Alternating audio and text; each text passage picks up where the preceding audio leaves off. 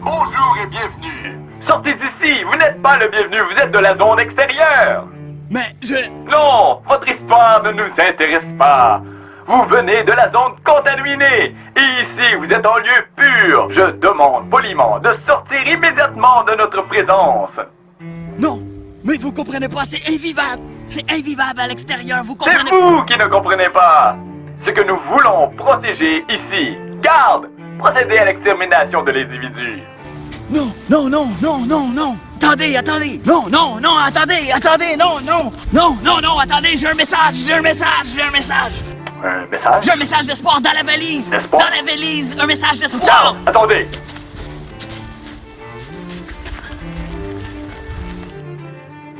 Quel est ce message? Je peux pas vous le dire. Je dois le livrer moi-même. Je dois vous le livrer en personne. Seul moi connais le code. Nous vivons ici déjà assez bien. Nous allons bon train de rétablir un monde meilleur. Que pourriez-vous nous offrir de plus? C'est un message qui va ouvrir votre intelligence. Garde, procédez à une décontamination complète de l'individu et de la valise. Que personne n'ouvre cette valise. Apportez-la dans le lieu très pur. Que l'on fasse une convocation générale pour décider ensemble du sort de cet individu.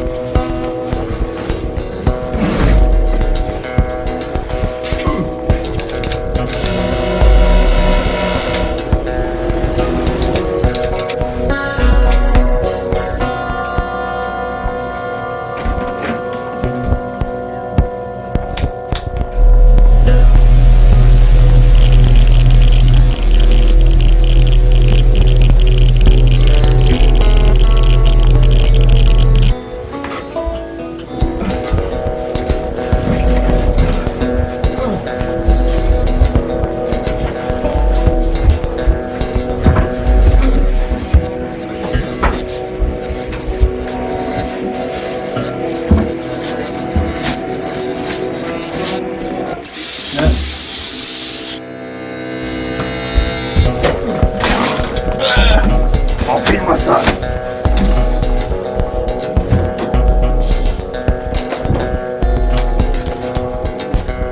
Les oreilles en dedans!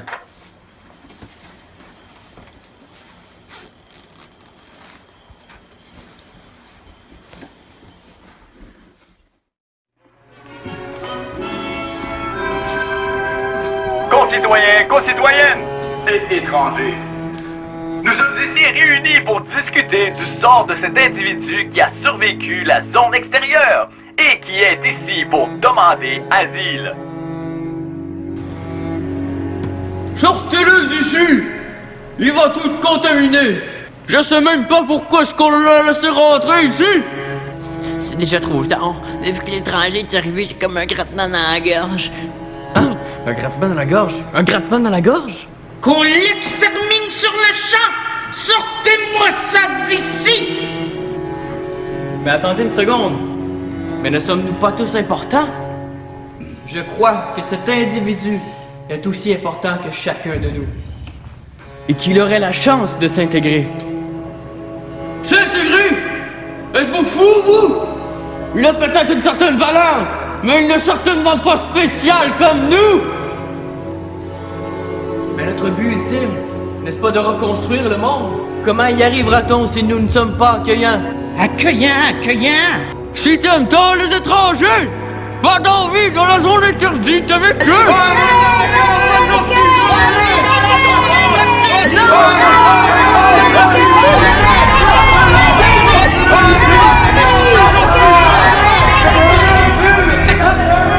Bon, alors, passons au vote. On n'en veut pas! On n'en veut pas! On fait assez d'efforts pour rester pur! Et nous, on va demeurer! veut rester pur. Allez, il se gratte la gorge. Qu'on les mette dehors aussi! Passons au vote. Qui veut que l'individu retourne dans la zone contaminée?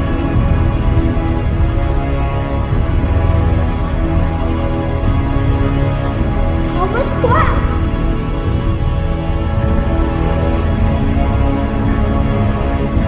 Qui veut que l'individu demeure et s'intègre avec nous? Donc c'est décidé. L'étranger va quitter les lieux sur le champ. Merci pour votre temps et vigilance. Et rappelez-vous que vous êtes spécial.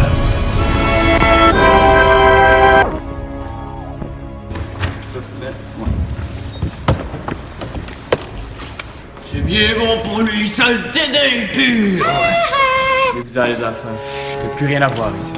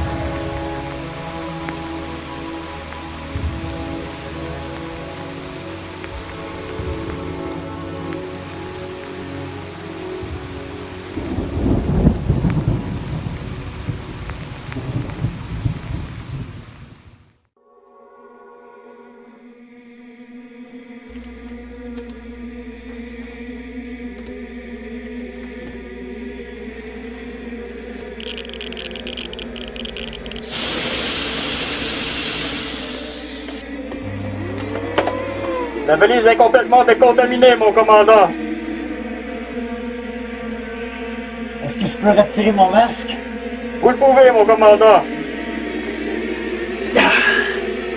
Et puis vous avez eu le code? Il n'y avait pas de code, mon commandant. Ah, cet étranger. Il voulait juste se rendre intéressant. Ok, laissez-moi seul.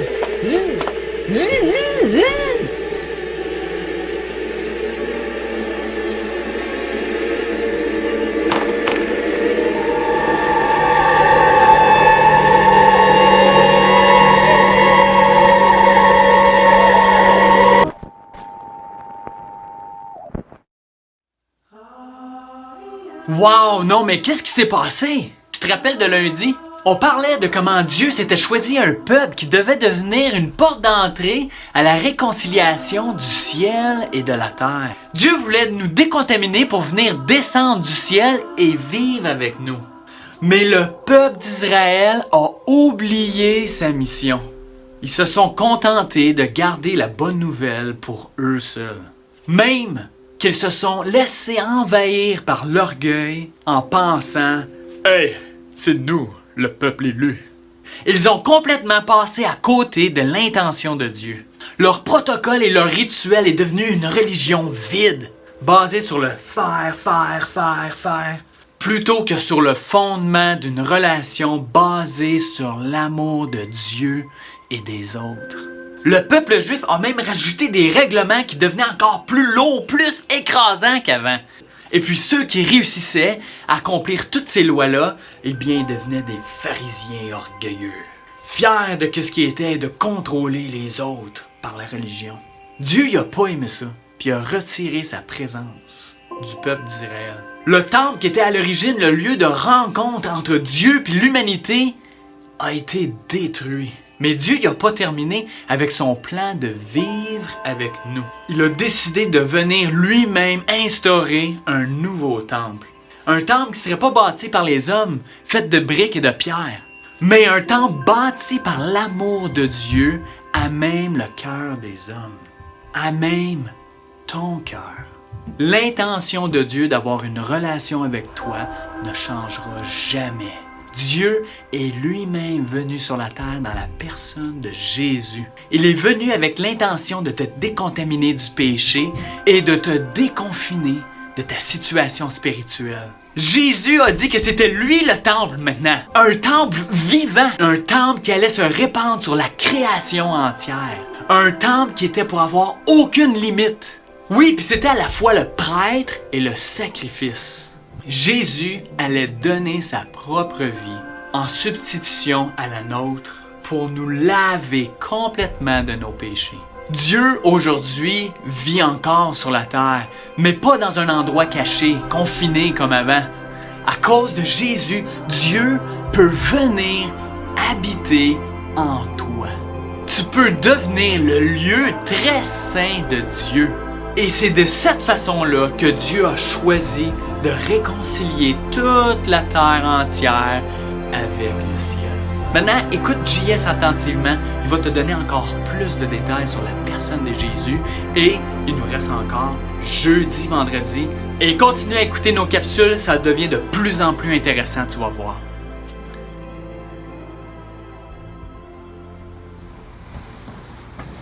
Bonjour les campeurs, on est mercredi et on continue notre série sur qui est Dieu, qu'est-ce qu'il veut pour nous, quel est son message pour nous. Vous avez sûrement encore une fois regardé la petite vidéo, hein, l'intrus qui arrive, la valise secrète, on ne sait pas trop qu'est-ce qui se passe. Mais chose sûre, c'est qu'il ne semble pas le bienvenu au camp des boulots parce qu'il ne fit pas avec les gens qui sont là, puis il semble être no peu. On en reparlera plus tard de tout ça. Mais revenons un petit peu sur nos discussions qu'on avait hier je parlais un petit peu de la justice de Dieu, je parlais de l'amour de Dieu, et j'ai plusieurs fois depuis le début, je parle de Jésus, mais essayons de démêler un petit peu tout ça ensemble. Donc, qui est Dieu? Je l'ai dit tout à l'heure, Dieu c'est le Dieu créateur. Depuis combien de temps il existe? Dieu a toujours existé. On dit que Dieu est atemporel, ça veut dire que Dieu est en dehors du temps. Nous, on vit dans le temps, hein? On vit un nombre d'années limité, on sait c'est quoi une journée. C'est Dieu qui nous a donné les repères du temps, nous donnant les astres dans le ciel. On voit ça dans la Genèse. Donc, Dieu existe depuis toute éternité et Jésus existe depuis toute éternité. Donc, est-ce que Jésus c'est Dieu? Est-ce que Dieu c'est Jésus? En fait, la Bible nous parle de trois personnes en Dieu. Ça nous parle de Dieu le Père. C'est celui qui envoie le Fils. Jésus, c'est le Fils par rapport au Père. Et la Bible nous parle du Saint-Esprit de Dieu, qui est une autre personne. Donc, Dieu, il y a un seul Dieu, mais trois personnes. Puis si tu trouves ça compliqué à comprendre, tout le monde trouve ça compliqué à comprendre. Puis c'est pour ça qu'on est la créature et non pas le Créateur. Donc, Jésus, c'est Dieu. Mais je parlais de justice tout à l'heure. Quoi faire par rapport à nos péchés, la justice de Dieu, Dieu qui ne peut pas tolérer le péché et Dieu qui veut nous réconcilier. On va regarder un petit peu plus de passages aujourd'hui dans la Bible, on va les lire ensemble, on va essayer de faire sortir un petit peu le sens de tout ça. On va aller dans Romains 3. Donc si tu as une Bible, tu peux l'ouvrir dans Romains 3. Je l'ai imprimé en gros caractère parce que mes yeux ont de la misère à lire les petits caractères de la Bible déjà. J'ai 40 ans. Donc, allons-y dans Romains 3. Je suis dans la version Bible sommaire et on y va au verset 10. C'est dit, l'Écriture le dit. Donc, l'Écriture, ici, on parle de l'Ancien Testament. Il n'y a pas de juste, pas même un seul. Pas d'homme capable de comprendre, pas un qui cherche Dieu. Ils se sont tous égarés, ils sont tous corrompus, tous ensemble. Oh oh. Il n'y a pas un juste sur la terre que la Bible nous dit, même pas un qui cherche Dieu. On est tous dans la même gang. Mais comment ça se fait qu'on peut arriver à connaître Dieu si nous, à la base, on ne le cherchait pas? C'est que Dieu se révèle à nous. Je vous l'avais dit tout à l'heure, c'est Dieu qui fait toujours les premiers pas. C'est Dieu qui démontre son amour envers nous en premier. On continue à lire, ça va faire du sens bientôt tout ça. Donc, si on continue un petit peu plus loin, Romains 3, verset 20, « Car personne ne sera déclaré juste devant lui parce qu'il aura accompli les œuvres demandées par la loi. En effet, la loi donne seulement la connaissance du péché. » Oh, tu te rappelles-tu que je te disais que la loi avait été donnée comme un professeur, comme un pédagogue? Dans le fond, ce que le texte dit, c'est même si tu es la meilleure personne au monde, le meilleur petit gars, la meilleure petite fille, et que tu fais toutes les bonnes choses, peu importe comment tu vas avoir fait de bonnes choses, tu vas toujours rester injuste par rapport à Dieu. Et la loi nous est donnée pour nous faire réaliser, hey, on n'est pas saint comme Dieu et on a besoin de lui pour comprendre puis changer notre façon de penser. On continue à lire verset 22. Dieu déclare les hommes justes par leur foi en Jésus-Christ. Oh! Il y a un moyen de devenir juste, c'est notre foi en Jésus-Christ. On continue à lire. Et cela s'applique à tous ceux qui croient, car il n'y a pas de différence entre les hommes. Oh! Donc, n'importe qui croit, qui mettrait sa foi en Jésus, pourrait devenir juste. Et, ça nous le dit au verset 24, ils sont déclarés justes par sa grâce. C'est un cadeau de Dieu. Wow, je l'avais dit tout à l'heure, que la grâce, c'est quelque chose que Dieu nous donne, qu'on ne mérite pas. C'est un cadeau que Dieu nous a été fait de pouvoir mettre notre foi en Jésus et être délivré. Ce sacrifice, au verset 25, démontre la justice de Dieu qui a pu laisser impunis les péchés commis autrefois. Donc, tous les gens qui sont nés avant que Jésus vienne dans le monde, tous les gens qui étaient là en même temps que Jésus et tous les gens qui sont là depuis que Jésus est reparti au ciel auprès du Père, tout le monde, on devient juste si on met notre foi en Jésus qui prend notre place et qui meurt pour nous à la croix. T'es-tu déjà posé la question, comment ça se fait que seulement un Jésus peut mourir pour les péchés de tout le monde sur la terre? Hein? Normalement, c'est un pour un. S'il y a quelqu'un qui mérite la mort, quelqu'un prend sa place, il prend la place juste d'une personne. Comment ça se fait que le sacrifice de Jésus était bon pour tous les hommes? On regarde ça encore. Donc, si on continue à lire, on va aller un petit peu plus loin dans Romains, on va aller au chapitre 5 et on va lire qu'est-ce qu'on a au début, au verset 7. Mais voici comment Dieu nous montre l'amour qu'il a pour nous. Oh, je parlais de l'amour de Dieu. Alors que nous étions encore des pécheurs, le Christ est mort pour nous. Donc, puisque nous sommes maintenant déclarés justes grâce à son sacrifice pour nous, nous serons, à plus forte raison, sauvés par lui de la colère à venir. On parle ici du retour de Jésus lorsque le monde entier va être jugé pour ses péchés. Les gens qui vont avoir cru en Jésus sont devenus justes. Mais pourquoi son sacrifice est bon pour tous les hommes? Ça le dit au verset 12. Je vous le lis. Par un seul homme, le péché est entré dans le monde, et par le péché, la mort. Et ainsi, la mort a atteint tous les hommes. Dans le fond, là, tous les gens qui sont atteints par le péché, c'est comme s'ils étaient des morts vivants. Ils sont vivants sur terre, mais ils sont morts à cause du péché qui est là dans leur vie. Donc, avec le péché d'un seul homme, Adam, tout le monde, on est devenu pécheurs. Et, verset 15, ça dit, en effet, si la faute d'un seul a eu pour conséquence la mort de beaucoup, eh bien, combien plus la grâce de Dieu est accordée gratuitement par un seul homme, Jésus-Christ. Wow! Donc, vu que le péché est arrivé par un seul homme, la mort de Jésus était suffisante pour couvrir les péchés de toute l'humanité. Jésus, qui était Dieu, en fait, il est encore Dieu, et Jésus, qui était un homme, parce qu'il est venu comme un homme. Jésus était les deux. Une autre chose de compliqué à comprendre dans la Bible, comment Jésus peut être un homme et peut être Dieu, puis les deux en même temps, c'est compliqué tout ça, mais ce qui est important, c'est de comprendre qu'il a pris ta place pour nous réconcilier avec Dieu. Puis si Jésus était juste mort, ça n'aurait pas été suffisant. Il aurait perdu. Mais Jésus, il a vaincu la mort parce qu'il est revenu à la vie. Et ça, c'est notre espérance. C'est nous, notre espérance, c'est l'espoir, c'est ce qu'on a hâte, que nous-mêmes, quand on va mourir un jour, on va revenir à la vie pour passer l'éternité avec Jésus.